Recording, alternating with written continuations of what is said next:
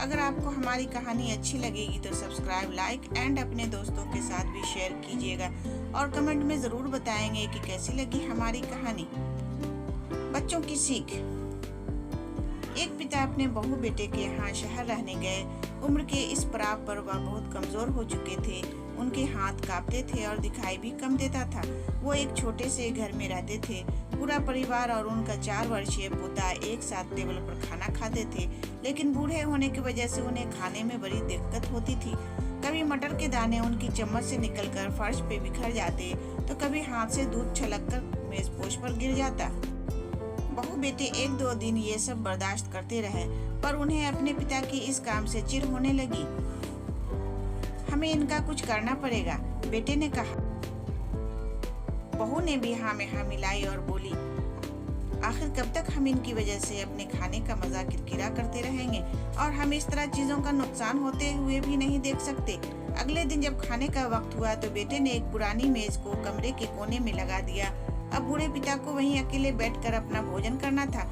यहाँ तक कि उनके खाने के बर्तनों की जगह एक लकड़ी का कटोरा दे दिया गया था, ताकि अब और बर्तन ना टूट फूट सके।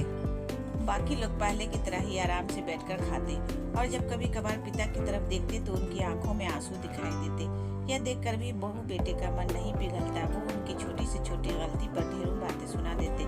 वहाँ बैठा उनका पोता भी यह सब बड़े ध्यान से देखता रहता और अपने में मस्त रहता। एक रात खाने से पहले उस छोटे बालक को उसके माता पिता ने जमीन पर बैठकर कुछ करते हुए देखा। तुम क्या बना रहे हो? पिता ने पूछा।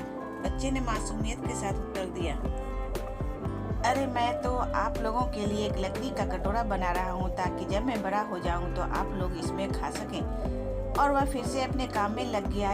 पर इस बात का उसके माता पिता पर बहुत गहरा असर हुआ।